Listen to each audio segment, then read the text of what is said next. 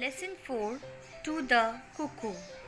Hello dear children, good morning to you all, and today we will start lesson 4, that is To the Cuckoo, and this is a beautiful poem about a bird written by William Wordsworth. And cuckoo is a bird जिसे हम क्या कहते हैं, कोयल या कोकिला भी कहते हैं. And have you seen a cuckoo children? You must have heard its voice. आवाज़ तो सुनी होगी, लेकिन वो दिखाई कभी कभी ही देती है.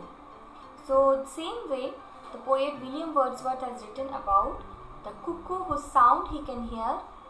And before we read the poem, you should know about William Wordsworth, that he was from England and he used to live in a valley. Valley होती है पहाड़ों के बीच में रहने की जगह. If you know that the poem is written among the hill sitting on a valley, then you will understand the poem better. कि poet कहाँ बैठकर लिख रहे हैं इस पोएम को, एक वैली में बैठकर, पहाड़ों के बीच में बैठकर. तो उस एस्पेक्ट से जब आप ये पोएम समझोगे तब आप बेहतर समझ पाओगे. So let's start the poem to the cuckoo. Blithe newcomer, I have heard. I hear thee and rejoice. O cuckoo, shall I call thee bird, or but a wandering voice? This poem is written in the spring season. In the spring season, the young cuckoos come. So that's why the poet is calling the cuckoo bird as a newcomer. A happy newcomer. The poet says that I have heard you. और जब भी मैं सुनता हूँ मैं rejoice means खुश हो जाता हूँ. यहाँ वर्ड दी का मतलब है you. THEE thee means you. Poet is asking cuckoo कि मैं तुम्हें बर्ड बोलूँ या एक वॉन्डरिंग वॉइस. वॉन्डरिंग मीन्स यहाँ से वहाँ घूमते रहने वाली वॉइस. क्योंकि जो कुक्कू बर्ड होती है वो हमें दिखाई नहीं देती, सिर्फ उसकी आवाज़ ही सुनाई देती है. बहुत रेयरली वो दिखाई देती है. तो ऐसा लगता है जैसे एक आवाज़ ही है जो यहाँ से वहाँ घूम रही है. Para. While I am lying on the grass, thy twofold shout I hear.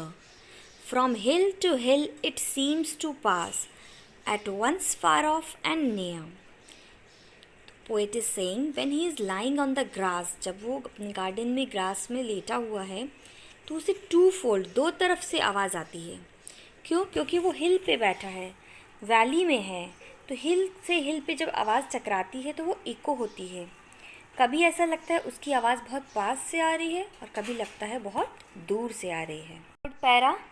दो babbling only to the vale of sunshine and of flowers, thou bringest unto me a tale of visionary hours. Babbling means talking continuously, लगातार बोलना. And vale means valley, place between the hills. Poet is saying that it seems that cuckoo is continuously talking to the valley where the sunshine is falling on the flowers. ऐसे लगता है जैसे वो valley से बात कर रही है या फ्लावर्स से बात कर रही है. तो ऐसी इमेजिनरी चीज़ें जब सोचता है पोएट तो वो खुद भी विजनरी आर्ट्स होता है कि जब आप दिन में कुछ सपने देख रहे होते हो आंखें खोलकर, कुछ इमेजिनरी वर्ल्ड में चले जाते हो. सो जब वो कुक्कू की ऐसी आवाज़ सुनता है तो उसे लगता है कि वो भी एक इमेजिनरी वर्ल्ड में खो गया है. Fourth para. Thrice welcome darling of the spring, even yet thou art to me no bird but an invisible thing, a voice, a mystery. Poet in this para says cuckoo as a darling of the spring, means spring की सबसे favorite bird. Thrice 3 बार welcome करता है क्योंकि उसे कुक्कू bird बहुत पसंद है. और ये भी कहता है कि thou art means you are. Bird means तुम मेरे लिए एक बर्ड नहीं हो, तुम मेरे लिए क्या हो, एक इनविजिबल थिंग हो. इनविजिबल मीन्स जो दिखाई ना दे, एक अदृश्य चीज़ हो, एक वॉइस हो और एक मिस्ट्री हो. कुकू क्या है? एक इनविजिबल थिंग है, मीन्स दिखाई ना देने वाली चीज़. एक आवाज़ है, अ वॉइस, और एक मिस्ट्री है, मीन्स एक रहस्य. क्यों? इसी वजह से वो कहता है थ्राइस वेलकम, 3 times वेलकम.